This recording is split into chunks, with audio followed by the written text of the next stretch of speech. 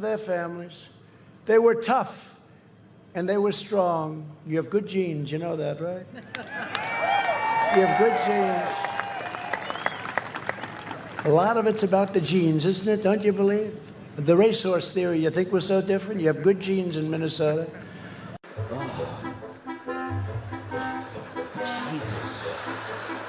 At the weekend, comedian Louis C.K. wrote this about Donald Trump. The guy is Hitler, and by that I mean that we are being Germany in the 30s. Do you think they saw the shit coming? Hitler was just some hilarious and refreshing dude with a weird comb-over who would say anything at all. True, but Hitler also blamed a specific ethnic group for his country's economic woes and threatened to make them carry special ID that identified their religion. Oh, dear God, no! Yes, the longer this election, the further the comparisons between Trump and Hitler. It doesn't help that his policies are flimsy, his rhetoric's based on fear, and his rallies are full of angry white people. Wait a second, who are we talking about here? Trump! This is the man who wants a national database to register Muslims for being Muslims. Is there a difference between requiring Muslims to register and Jews? You tell me. You tell me. Do you believe? Why don't you tell me? Okay, I'll tell you. No! Now that was last year, but the closer to E-Day it gets, the harder the comparisons are to shake. Raise your right hand.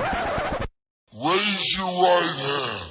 In Don's defence, they were pledging that they would actually turn up and vote on election day. Don't forget, you all raised your hand. You swore bad things happen if you don't live up to what you just did. Except history's taught us worse things happen if you do. Now, Louis is the latest person to make the comparison. Newspapers have done it, Republicans have done it, TV hosts have done it, 2 former Mexican presidents have done it, and now you get to do it too, with an endless selection of Who Said It quizzes. Okay, who said this, Trump or Hitler?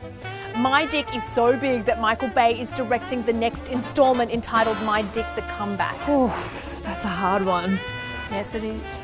Not that Trump cares necessarily. You're increasingly being compared to Hitler. Does that give you any pause at all? No, because what I'm doing is no different than what FDR. That's this guy. He built internment camps. And he's one of the most highly respected presidents respected by most people. They named highways after him. They've named a highway after Trump too. Now, you might think the Hitler comparison's warranted, or not, but anyone familiar with Godwin's law would know it was inevitable. Godwin's law states that as an online discussion grows longer, the probability of a comparison involving Nazis or Hitler approaches 1. That is, if it goes on long enough, sooner or later someone will compare someone or something to Hitler or Nazism. Now the question is, how seriously does one take such comparisons? Because it's a bit of a running joke at the moment, and it's all fun and games until, well, we don't need to go into that. And hopefully we never will again.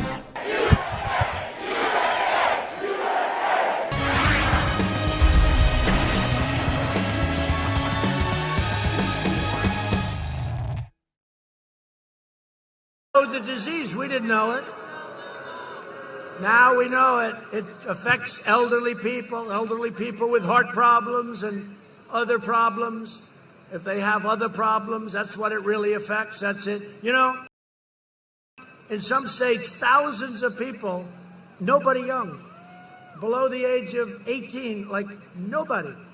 They have a strong immune system. Who knows? You take your hat off to the young, because they have a hell of an immune system.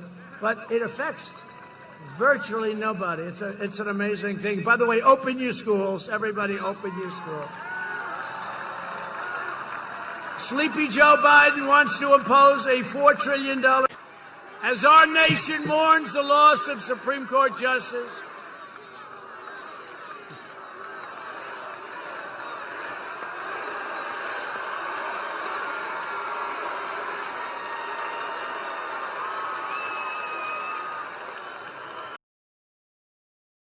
And by the way, we want the NFL to stand and put their hand on their heart. Gotta do it. Right? You know, I ended a regulation that will destroy suburbia. If Biden got in, they will destroy the suburbia. We call it suburbia of the world, and we love it. I know it well. Westchester County, the suburban... if you say suburban housewife, you're in deep trouble. So what you do is you say suburban women. They love me. You know why? They want security, and they don't want projects being right next to their house. And I think suburbia has got to wake up because if they get in, you know who's in charge? You know who's in charge of the program? Cory Booker. Cory Booker. Cory Booker.